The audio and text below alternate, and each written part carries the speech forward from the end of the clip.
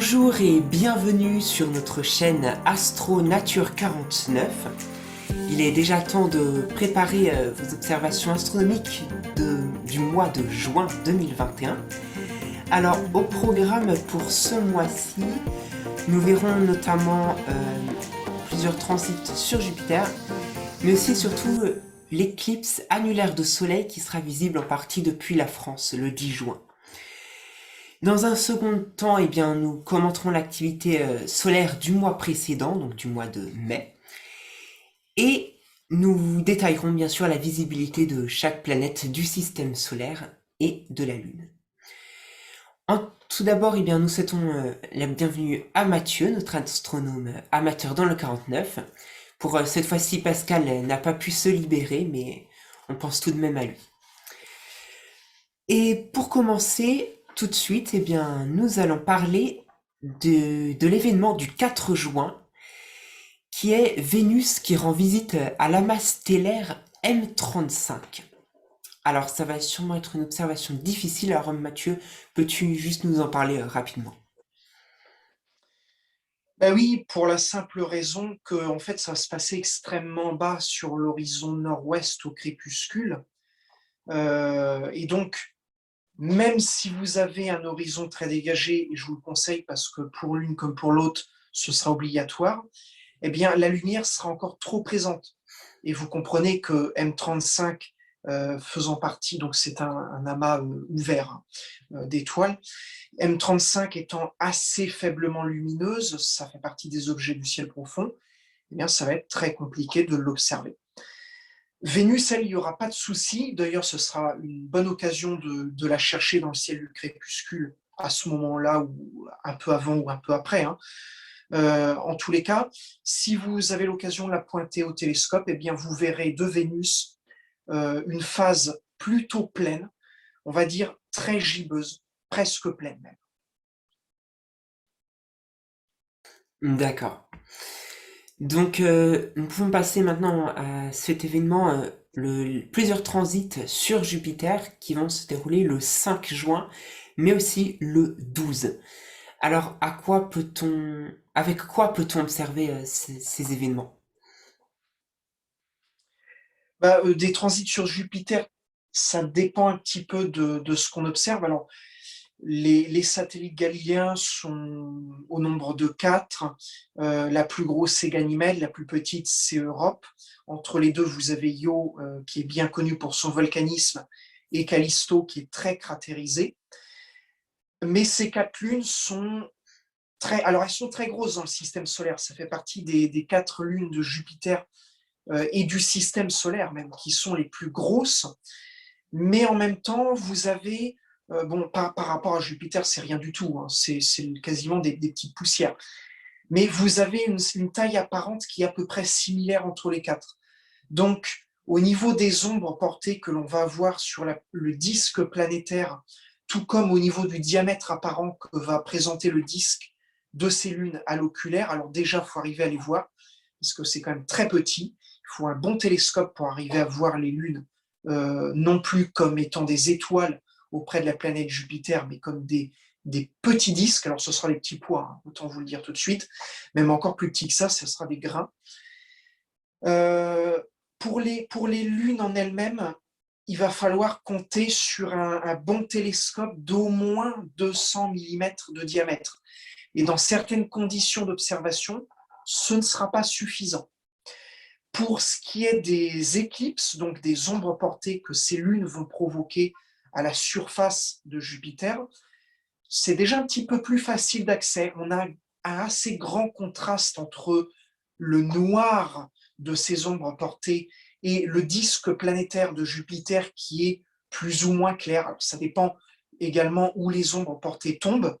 On peut avoir des ombres portées qui vont tomber sur les ceintures claires de Jupiter, tout comme ces ombres portées peuvent être plutôt au pôle de Jupiter ou alors dans les ceintures sombres. Donc on a un contraste un petit peu plus faible.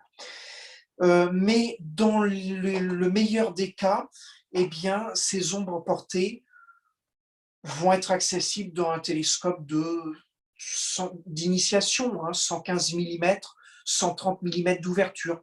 En tous les cas, dans un 150 mm d'ouverture avec de très bonnes conditions d'observation, il n'y a aucun problème.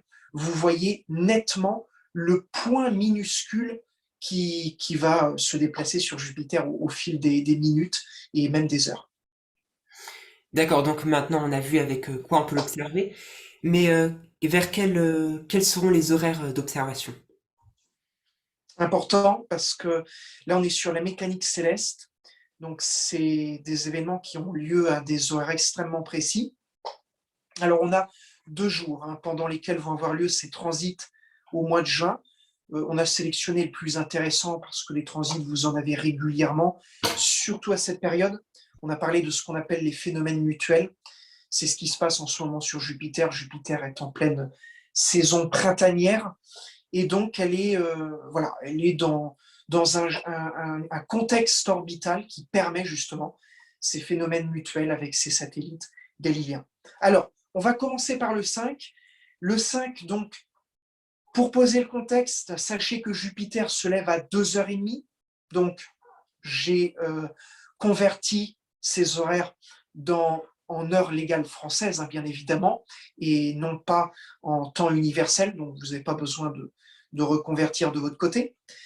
Donc, 2h30, Jupiter se lève. À ce moment-là, on a donc Io et Ganymède, et principalement leur ombre portée sur Jupiter, qui tranche sur la ceinture équatoriale de Jupiter, mais se confondent ensemble au début. Donc en fait, vous avez quasiment une superposition d'ombre entre Io et Ganymède à la surface de Jupiter. C'est assez intéressant, vous aurez l'impression de voir qu'une seule ombre au départ. Si vous avez un télescope de taille moyenne, vous aurez l'impression de voir qu'un seul petit point au centre de Jupiter. Mais en fait, au fil des minutes, des dizaines de minutes surtout, qui vont s'écouler, eh bien, ces deux ombres vont commencer à se séparer l'une de l'autre, et là, eh bien, la magie va commencer à opérer. Alors, vers 2h45, donc à peu près une demi-heure après le lever pas du Soleil, mais de Jupiter, vers 2h45, donc elle se sépare.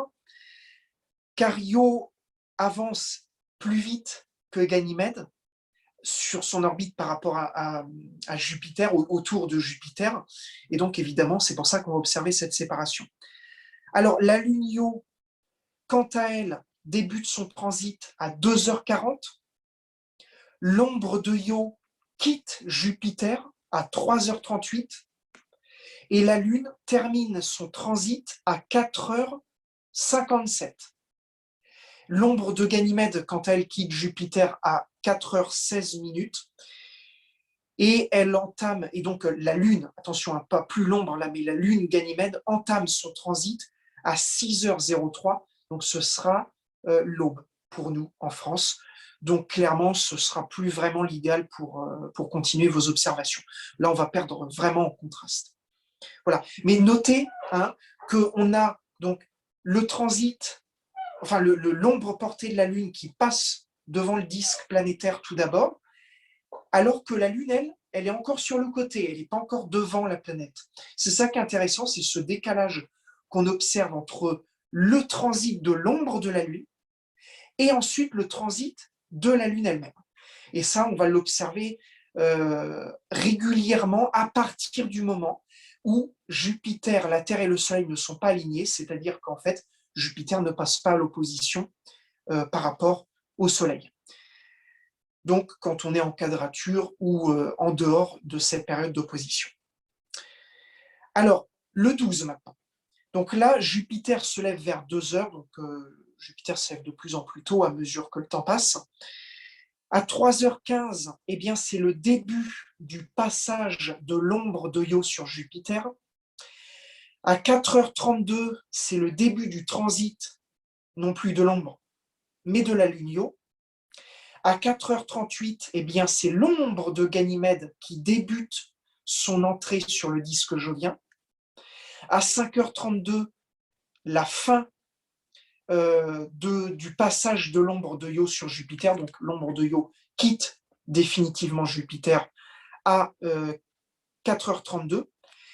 À 4h38, eh bien, c'est Ganymède qui entame le passage en transit de son ombre sur le disque de Jupiter. Et à 5h32, eh bien, c'est la fin de l'ombre de Io sur Jupiter. Alors, petite information tout de même intéressante, hein, la lumière du jour stoppe ensuite les observations. Et à 6h49, Io sort de devant Jupiter et l'ombre de Ganymède, quant à elle, en est en plein milieu. Mais le problème, c'est qu'à 6h49, le soleil déjà est levé, hein, et puis de toute façon, la lumière du jour est beaucoup trop présente pour que les observations restent intéressantes sur Jupiter. Ça ne veut pas dire que vous ne la verrez plus au télescope, Jupiter, mais vous ne verrez plus qu'un disque blanc très peu contrasté avec le fond du ciel. Donc autant vous dire que ne serait-ce que pour voir des détails sur Jupiter, ça va devenir abominablement compliqué. Et alors les ombres en elles-mêmes, les transits, c'est fini en fait. Là, vous ne voyez plus rien. Alors à noter, j'ai regardé un petit peu le passage au même moment de la Grande Tache Rouge, parce que c'est toujours intéressant quand vous avez un transit en même temps que le passage de la Grande Tache Rouge dans la zone de visibilité de Jupiter. Ça ne sera pas le cas, malheureusement. À chaque fois, la Grande Tache Rouge est sur le point de disparaître au début des phénomènes mutuels. Donc il faudrait que vous observiez dès le début en fait, au moment où Jupiter se lève. Mais bon, les transits ne sont pas encore en cours. Et puis, Jupiter étant enlevé, elle est très basse sur l'horizon. Et avec les turbulences, vous risquez d'avoir assez peu de contraste pour l'observer. D'accord, donc voilà, une observation plutôt dans la nuit. Nous pouvons maintenant passer à l'événement du 6 juin, et on va parler de l'astéroïde Junon qui sera en opposition avec le Soleil. Alors à quoi on peut s'attendre vraiment, Mathieu? Alors, pour les observations, donc là, vu que Junon passe en fait en opposition, on rappelle rapidement ce qu'est une opposition. On en parle régulièrement, mais c'est intéressant de le noter. Une opposition, c'est un alignement entre l'objet en question qui passe en opposition, la Terre et le Soleil. Donc concrètement, ça veut dire qu'au moment où le Soleil se lève, l'objet se couche, et au moment où le Soleil se couche, l'objet se lève. Donc ça veut dire quoi? Eh bien concrètement que vous pourrez observer l'objet toute la nuit, du début jusqu'à la fin de la nuit. Donc Junon, à ce moment-là, l'idéal étant évidemment d'observer en plein milieu de la nuit, puisque c'est le moment où l'objet est au plus haut dans le ciel. Donc là, Junon, particulièrement cet astéroïde, se situe dans ce qu'on appelle la constellation du Serpentaire. Voilà. Donc c'est une constellation qui est une constellation d'été, finalement, qui est relativement basse dans le ciel malgré tout. À noter que la magnitude de Junon est de plus 10,11, donc c'est une magnitude qui est extrêmement faible, hors de portée, évidemment, bien évidemment à l'œil nu, hors de portée également d'une simple paire de jumelles. Là, il faut compter sur une bonne lunette astronomique, voire un bon télescope pour pouvoir voir quelque chose. Alors, qu'est-ce que vous verrez? Pas grand-chose en fait. Il faut vraiment être passionné des astéroïdes pour se lancer à la chasse de ceux-ci. Parce qu'en fait, la seule chose que vous êtes susceptible de voir, c'est une étoile, en fin de compte. Une étoile comme une autre, qui se confondra dans le champ des étoiles, hein, du fond du ciel finalement. Et éventuellement dans un gros télescope, mais attention, c'est l'apanage de certains astéroïdes tels que Cérès et Vesta, peut-être Pallas aussi, qui sont des astéroïdes de grande taille, mais qui restent quand même relativement loin de la Terre, parce qu'on rappelle que ces astéroïdes-là, Junon en fait partie aussi, font partie de la ceinture principale d'astéroïdes, qui se situe où cela? Eh bien, entre Mars et Jupiter. Donc, c'est quand même pas la porte à côté.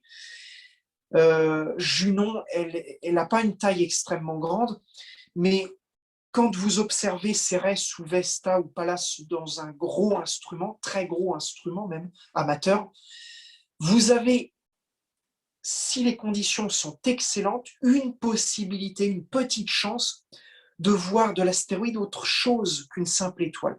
Mais il faut quand même s'accrocher et ce que vous verrez éventuellement au mieux, ce sera quelque chose un tout petit peu plus gros qu'une étoile, mais de là, compter voir la surface, le disque même de l'étoile, c'est quand même très compliqué.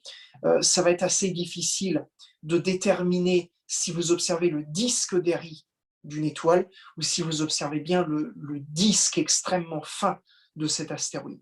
Et Junon, eh bien, dans presque tous les cas, eh bien, vous ne verrez rien d'autre qu'une étoile, même dans les plus gros instruments amateurs. D'accord, donc c'est une observation qui sera surtout prisée par les passionnés d'astronomie. Nous avons le 10, l'éclipse annulaire de Soleil qui sera visible en partie depuis la France. Alors pour commencer, Mathieu, peux-tu nous expliquer ce que c'est exactement qu'une éclipse annulaire? Oui, alors une éclipse annulaire, en fait, c'est à différencier d'une éclipse totale. Donc déjà, on peut rappeler ce qu'est une éclipse de soleil, parce qu'on a deux types d'éclipses qu'on connaît très bien, qui sont très populaires, des éclipses de lune, des éclipses de soleil. Alors les éclipses de lune, c'est quand la lune se trouve dans l'ombre de la Terre par rapport au soleil. Donc vous avez un alignement soleil, Terre au milieu, et lune de l'autre côté de la Terre. Donc la lune en fait passe dans l'ombre de la Terre. Et donc la lune ne va pas disparaître complètement, mais elle va arborer de très belles couleurs qu'on aime bien photographier dans ce contexte. C'est une couleur très très cuivrée, très très cramoisie. Bon, là n'est pas le sujet. Le sujet, c'est l'éclipse solaire. Alors une éclipse solaire, c'est quoi? Eh bien là, ce n'est plus la Terre qui est au milieu, c'est la Lune. Donc vous avez un alignement Soleil, Terre, Soleil, Terre, Soleil, Lune et Terre. Donc la Lune est au milieu. Donc cette fois-ci, eh bien, ce n'est plus la Lune qui va rentrer dans l'ombre de la Terre comme elle le fait quand il s'agit d'une éclipse de Lune, mais c'est la Terre qui va, entre guillemets, entrer dans l'ombre de la Lune. Sauf que la Lune étant beaucoup plus petite que la Terre, eh bien, là où pendant une éclipse de Lune, la Terre va largement cacher la Lune tout entière. Hein. Enfin, ça arrive, c'est pas toujours le cas, ça dépend du contexte, mais ça arrive. La Lune, par contre, quand elle ne cachera jamais dans son ombre la Terre tout entière. Donc, quand on observe une éclipse de Soleil, eh bien, c'est sur une zone extrêmement précise de la Terre, dans une région très localisée, et le reste de la Terre ne se rend même pas forcément compte qu'il y a une éclipse de Lune parce que la Lune est trop petite pour qu'on puisse observer une éclipse totale sur la Terre tout entière. Donc en fait, une éclipse annulaire, c'est quoi? Donc, dans les éclipses de soleil, on distingue encore deux catégories, des éclipses totales, des éclipses annulaires. Alors totale, c'est pas compliqué.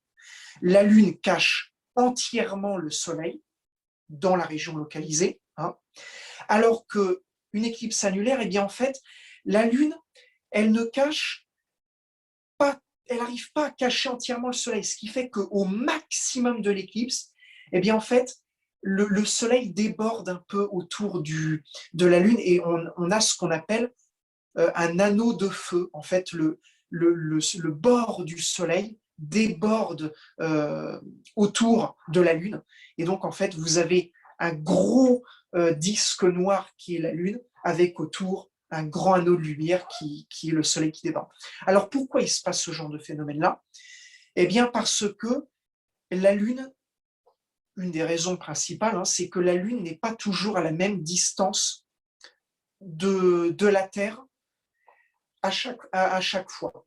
Donc, quand vous avez une éclipse totale de Soleil, eh bien souvent, la Lune est assez proche de la Terre pour arriver à cacher complètement le Soleil, alors que quand vous avez une éclipse annulaire, la Lune est un tout petit peu trop loin pour cacher complètement la surface du Soleil. Alors, c'est une des explications possibles, évidemment, mais il y a aussi le fait que la distance Terre-Soleil n'est pas tout à fait la même, même si l'orbite terrestre est quand même relativement bien circulaire par rapport au Soleil.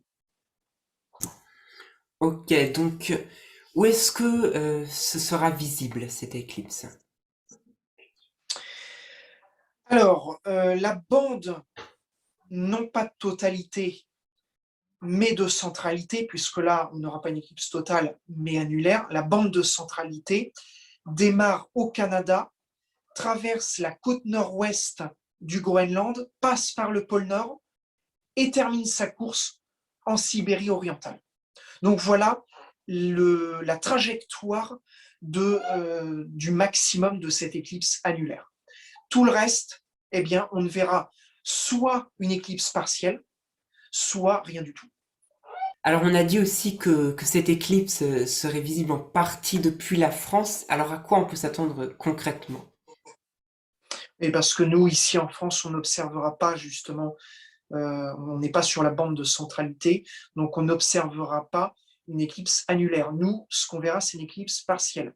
Donc la Lune ne passera pas pile au centre du Soleil, hein, mais la Lune va mordre le Soleil et puis sans la recouvrir totalement, sans traverser totalement le Soleil, eh bien, va s'en aller comme cela en cessant, en grignotant le Soleil. Alors, on disait en partie visible, je vais vous donner quelques chiffres qui vont vous permettre de vous représenter un petit peu ce que donne cette éclipse de soleil, ce que va donner cette éclipse de soleil vue depuis la France.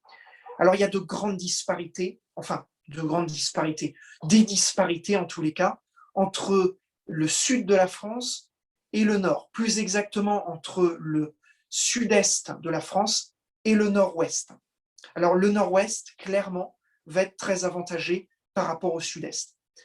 En effet, là où au sud-est de la France, je prends Nice par exemple pour point de référence, du côté de Nice, eh bien, en fait, au maximum de l'éclipse, la Lune ne va grignoter que 2%, entre 2 et 3% du disque solaire. C'est très faible. Autant dire que vous ne verrez quasiment rien, en fait. Vous verrez juste qu'il manque un tout petit morceau de soleil. C'est vraiment très faible. Du côté d'Ajaccio, ce sera pire dans le sud de la Corse, puisque à Ajaccio, vous aurez moins de 1% du soleil qui va être éclipsé par la Lune. Bon, ça sera vraiment une observation plus symbolique qu'autre chose. Ça ne sera absolument pas spectaculaire.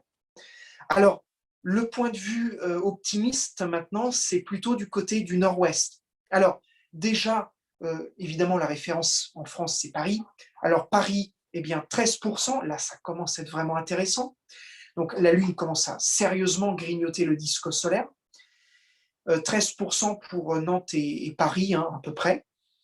Et du côté de Cherbourg et de Dunkerque, et même de Brest d'ailleurs, qui seront vraiment la zone de France la mieux lotie pour cette observation, eh bien, on sera aux alentours d'un pourcentage de 17%. Voilà, c'est vraiment le maximum que l'on puisse avoir en France métropolitaine au niveau de cette éclipse, sachant que malheureusement, nos amis d'outre-mer, eux, ne pourront pas observer cette éclipse, quel qu'il soit.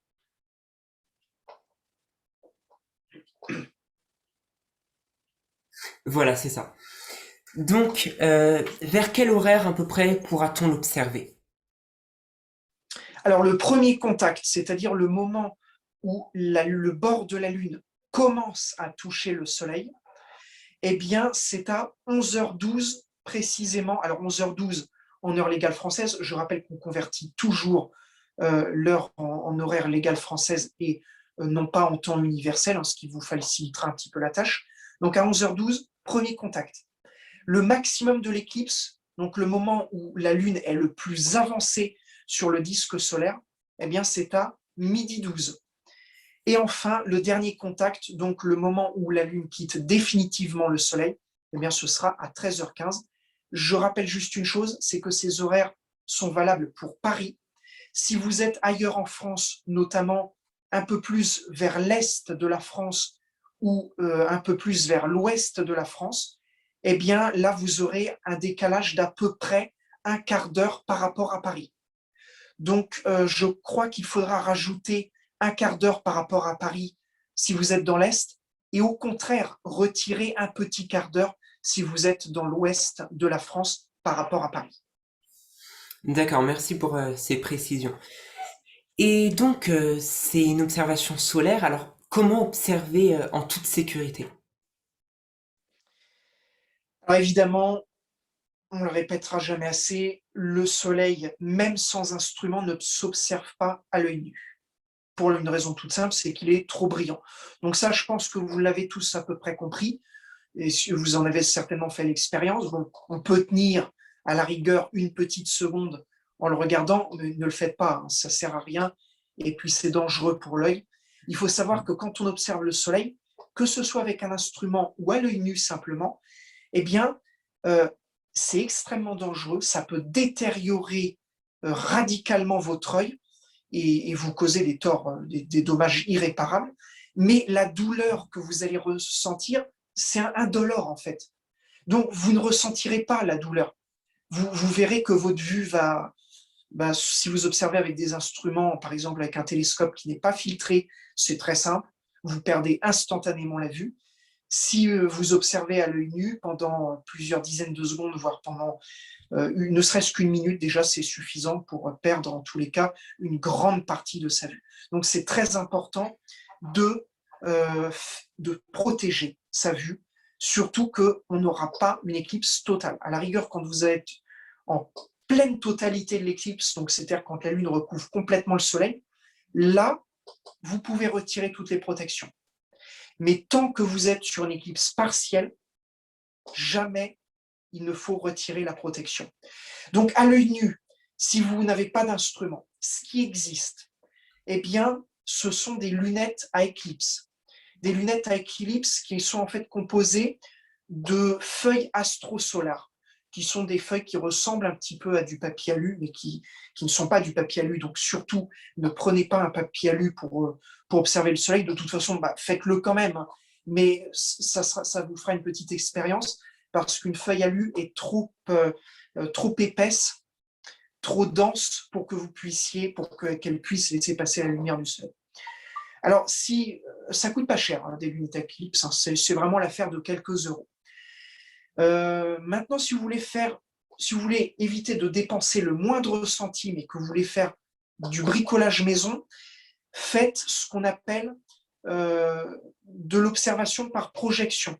Donc, vous pouvez faire du petit bricolage avec du carton, du papier, et faire en sorte que le disque solaire soit projeté sur un écran, papier ou carton, qui vous permettra de voir l'éclipse solaire grignoter, l'éclipse de lune, la lune, hein, grignoter le soleil.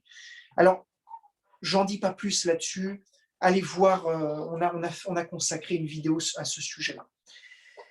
Maintenant, si vous observez aux instruments, eh bien là, alors ça dépend. Vous avez des télescopes dédiés au Soleil.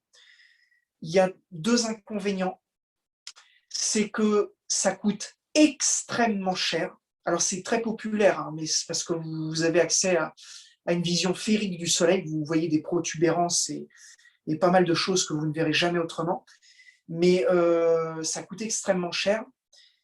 Et en plus de, voilà, c'est quand même peu accessible. Et en plus de ça, ce sont des télescopes solaires.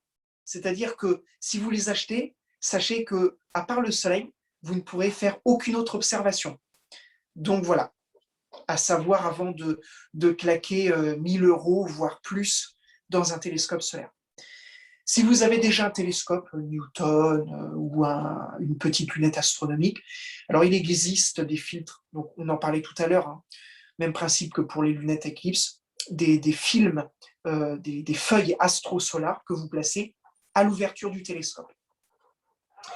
Et ensuite, vous avez aussi des filtres en verre monté qui sont plus costauds. Alors plus costauds, oui, plus costauds, ça c'est sûr. En tout cas, plus sécurisants parce que une feuille astrosolaire, si vous touchez la feuille avec les doigts, vous risquez de la déchirer. Alors, il faut le savoir. Si vous êtes soigneux, il n'y a pas de problème. Par contre, si vous manipulez ce genre de mécanique, enfin d'instruments avec des enfants autour de vous, eh ben, sachez que il va falloir être extrêmement prudent. Donc, les filtres en verre monté sont un petit peu plus chers, mais sont plus sécurisants de ce point de vue-là. Voilà. Voilà, c'est vraiment les filtres les plus populaires et puis les moins onéreux, en tous les cas, pour cette observation. Donc voilà, pour pouvoir observer en toute sécurité.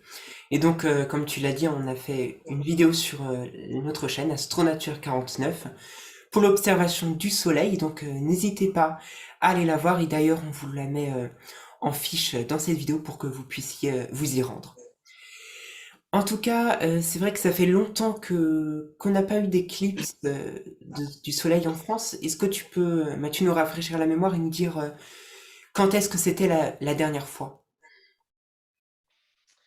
Alors, si on parle d'éclipse totale, la dernière a eu lieu déjà il y a un petit moment quand même, hein. C'était le 11 août 1999.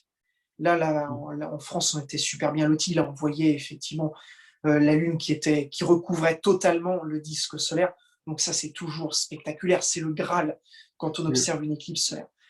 Malheureusement, paraît-il que à ce moment-là, donc le 11 août 1999, eh bien, la France était en grande partie sous une belle couverture nuageuse. Donc, relativement peu de personnes ont pu profiter réellement de cette éclipse solaire. En tous les cas, moi, j'avoue que bon, j'étais beaucoup trop petit pour pouvoir en profiter pleinement. La dernière éclipse partielle, donc là, cette fois-ci, donc c'est plus une éclipse totale, là.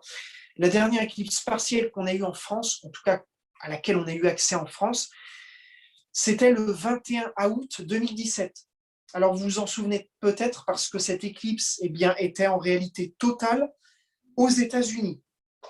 Certains d'entre vous avaient peut-être eu l'occasion d'y aller, et en tous les cas, cette éclipse a été extrêmement médiatisée, alors avant tout aux États-Unis, mais aussi ici en France. Malheureusement, chez nous, ça se passait au coucher du soleil et seul l'ouest de la France était réellement privilégié pour cette observation. Mm. Alors, voilà les dernières éclipses qu'on a eues en France, totales et partielles. D'accord. Et sinon, alors quand est-ce que pour la prochaine fois on en aura? Alors, prochaine éclipse partielle, donc on ne va pas attendre très longtemps, ce sera le 25 octobre 2022. Il y en aura une autre qui, à mon avis, sera quand même plus spectaculaire, donc le 12 août 2026, puisque là, la France va être particulièrement bien exposée dans cette éclipse. Alors, plus on sera vers le sud de la France cette fois, meilleure sera l'éclipse, puisque dans les Pays Basques notamment, vous aurez presque la totalité en fait du soleil qui sera recouvert. Ça sera vraiment spectaculaire. Et même si vous êtes dans le nord de la France, c'est pas grave parce que enfin, c'est pas grave parce qu'en fait, vous aurez un très fin croissant du soleil qui restera encore lumineux. Donc, ça va vraiment être spectaculaire le 12 août 2026. Il faut savoir que les éclipses de soleil, ce sont des événements extrêmement rares. Et d'autant plus les éclipses totales. Et alors maintenant, je vais vous parler des prochaines éclipses totales qui vont avoir lieu en France. Et là, effectivement, ça va faire mal puisque sans doute que la plupart d'entre nous ne verront pas ces éclipses, puisqu'elles auront lieu le 3 septembre 2081 et le 23 septembre 2090. Donc, il va falloir avoir beaucoup de patience et être physiquement solide pour pouvoir tenir vivant jusque-là. Voilà. Euh, Disons que pour rester un petit peu optimiste, vous avez ce qu'on appelle aussi des éclipses annulaires. Alors, les prochaines éclipses annulaires, c'est un petit peu moins, enfin, c'est par défaut, hein. On aime mieux les éclipses totales, mais les prochaines éclipses annulaires vont avoir lieu un petit peu plus tôt, le 5 novembre 2059 et le 27 février 2082. Allez, pour la première, tout au moins, on aura peut-être une chance d'être encore vivant. Voilà, c'est ça. Donc merci Mathieu de nous avoir parlé de cette éclipse annulaire. Le 21 juin, maintenant, ce sera le solstice d'été.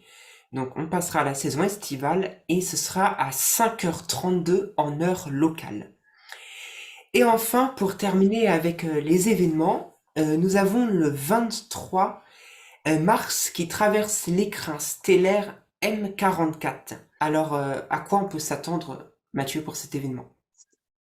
Alors, c'est pareil, hein, c'est comme l'événement du 4 quand Vénus rendait visite à l'amas M35, je crois, hein. C'est un peu la même chose, c'est le même problème, c'est-à-dire que vous avez du planétaire et en même temps du ciel profond dans un contexte qui n'est pas évident. Pour le planétaire, il n'y a pas de souci. Pour le ciel profond, c'est compliqué. Parce que là, en fait, on est au crépuscule. Et en plus de ça, eh bien, le phénomène se passe bas sur l'horizon ouest-nord-ouest. Autant vous dire que ce n'est pas du tout l'idéal. Que ce soit d'ailleurs pour Mars, parce que bon, Mars, déjà, il est loin de nous, donc on voit qu'un tout petit point rouge dans les instruments, en tout cas orange, dans les instruments, sans détail, bien évidemment, parce qu'elle est beaucoup trop loin de nous maintenant. On arrive bientôt en conjonction avec le Soleil, donc elle va être de l'autre côté du Soleil par rapport à la Terre. Et quand on est bas comme ça sur l'horizon, on a plus de difficultés, déjà à commencer par les turbulences atmosphériques qui vont gâcher un peu les images, et puis aussi parce que vous avez des couches nuageuses, en tout cas brumeuses, qui peuvent être un peu plus présentes, et donc qui peuvent ternir en tout cas l'observation. Donc, M44, qu'on appelle autrement l'amas ouvert du crabe, si je ne me trompe pas. Non, de la crèche, pardon, de la crèche. L'amas ouvert de la crèche, eh bien, ça peut s'observer, mais le problème, c'est des étoiles qui sont quand même relativement brillantes, donc vous pourrez toujours observer les étoiles les plus brillantes. Mais bon, c'est jamais l'idéal quand on est au crépuscule. On préfère évidemment observer quand il fait bien noir. Alors, quand observer? L'idéal, c'est entre 22h45 et 23h30. Alors, selon que vous êtes près de Strasbourg ou plutôt de Brest. Sachez que Mars a une magnitude de plus 1,80, donc elle commence à être relativement peu lumineuse maintenant. Au crépuscule, ça commence à jouer. Et le diamètre apparent de Mars, je le disais, il est tout petit, 3,92 secondes d'arc. Autant vous dire que c'est très petit. D'accord. Donc voilà pour ces événements du mois de juin. Et on peut passer maintenant à la deuxième partie de cette émission. Et donc tout d'abord, nous allons commenter l'activité du Soleil du mois précédent. Donc Mathieu, qu'en était-il pour le Soleil au mois de mai? Alors le mois commence assez fort sur le Soleil. Aux alentours du 3 mai, eh bien, une rafale de vent stellaire solaire soufflant à plus de 500 km/s finit par atteindre la Terre et cause, comme souvent d'ailleurs, une tempête aurorale au pôle terrestre. Le 7, alors que la nouvelle tache AR 2822 découverte précédemment par la sonde Stéréo-A de la NASA sur la face invisible du Soleil vient à peine de nous montrer le bout de son nez, elle produit une violente explosion de classe M3,9, qui à ce jour est la plus forte éruption du cycle solaire 25. L'impulsion UV et X en découlant a ionisé le sommet de notre atmosphère, provoquant une panne radio à ondes courtes sur l'Amérique du Nord, principalement.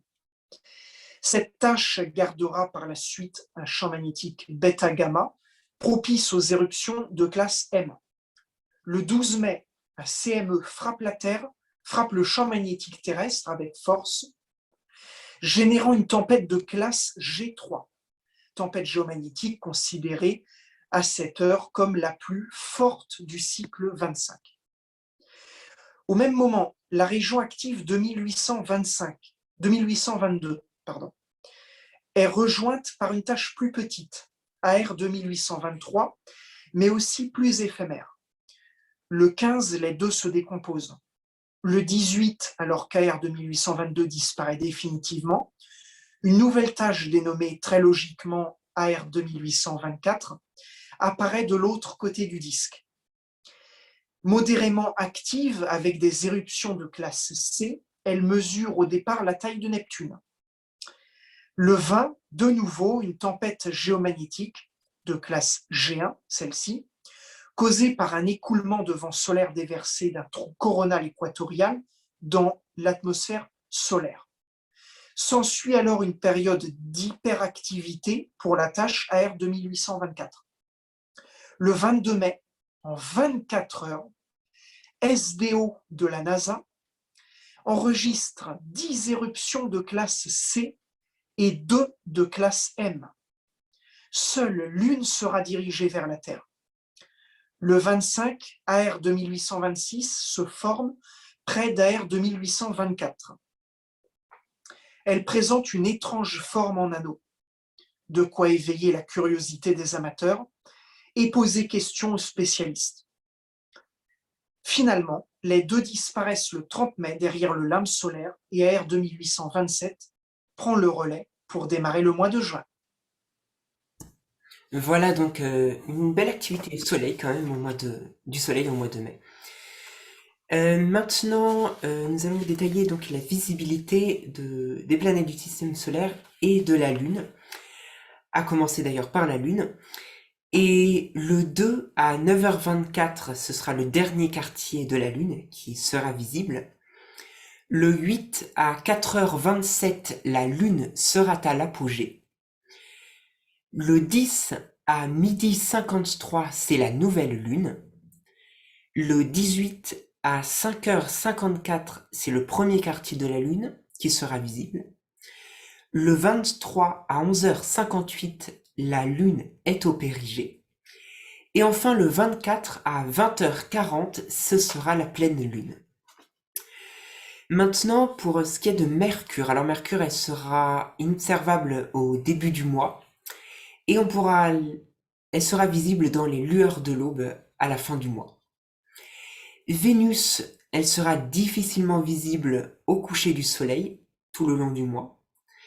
Mars pourra être observé seulement en tout début de soirée. La planète naine Cérès sera inobservable au début du mois, mais on pourra l'observer en fin de nuit à la fin du mois. L'astéroïde Pallas, alors il sera observable en seconde partie de nuit au début du mois et observable pratiquement toute la nuit à la fin du mois. Junon, on pourra l'observer toute la nuit. Vesta sera observable une grande partie de la nuit au début du mois et à la fin du mois, on pourra l'observer en première partie de nuit. Jupiter, alors on pourra l'observer en seconde partie de nuit au début du mois et elle sera pratiquement observable toute la nuit vers la fin du mois. Saturne, on pourra l'observer en seconde partie de nuit au début du mois et elle sera visible toute la nuit à la fin du mois. Uranus, on pourra l'observer à l'aube au début du mois et à la fin du mois, elle sera observable en seconde partie de nuit. Neptune, on pourra l'observer en seconde partie de nuit. Et enfin, la planète naine Pluton, elle sera pratiquement observable toute la nuit au début du mois et on pourra vraiment l'observer toute la nuit arrivé à la fin du mois. Voilà donc que se termine cette émission des éphémérides du mois de juin. Alors, comme nous l'avons vu, ne manquez pas cette éclipse annulaire qui va se dérouler le 10 juin et que vous pourrez, on l'espère, observer.